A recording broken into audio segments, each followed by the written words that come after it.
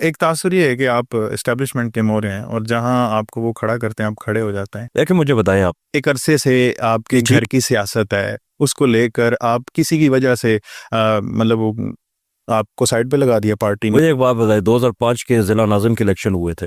हम हमारे नाज़िम अल्लाह की मेहरबानी से काउंसलर्स नाज़िम हमारे मेजॉरिटी में थे।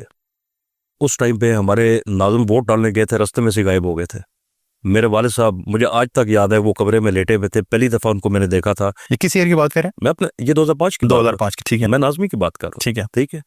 बात करूँ नाज़मी दौर की बात करूँ, उस टाइम मेरे वालिद साहब कमरे में लेटे हुए थे। मैं वालिद साहब के पास गया, मैं कहा बाबा बंदे, उन्होंने कहा बेटा इलेक्शन नहीं हो रहा, ये बस एक खाना पूरी हो रही है। सही। मैं ये बात सुन के मैं बाहर निकल आया। बंदे बाहर बैठे हुए काफी परेशान वो।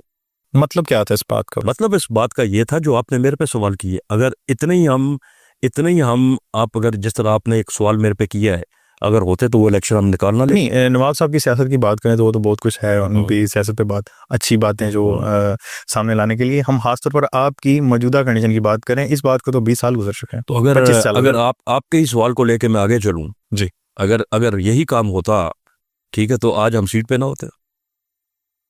आप सीट पर नहीं भी हैं अच्छा, आप नंबर पार्टी के वन साथ मुंसलिक हैं, नंबर एक वन अरसे से वफादार हैं नंबर अमन वन भाई। सीट पे होते। नंबर टू, अगर सीट पे ना भी होते तो किसी जगह पे होते।